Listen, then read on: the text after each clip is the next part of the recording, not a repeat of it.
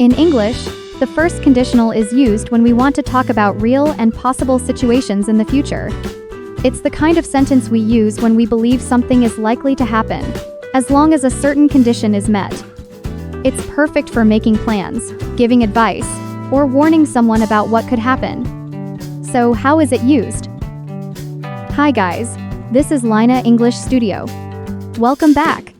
Today we're diving into the first conditional, how it works, how to use it naturally, and how to make your English sound more confident and clear.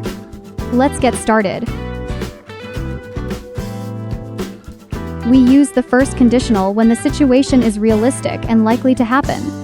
It's great for everyday conversations, making plans, giving advice, or even warning someone. For example, if you don't leave now, you'll miss the bus. If she doesn't call, we won't know what to do. We start with the first condition, using the present simple tense, and then we follow it with a result using will, plus the base form of the verb. For example, if you study hard, you will pass the exam. That means passing the exam is a real possibility, but only if you study hard.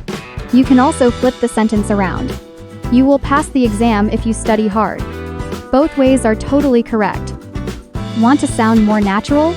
You can swap will for words like might, can, or may to make the result softer or more flexible. Like, if it's sunny tomorrow, we might go to the beach.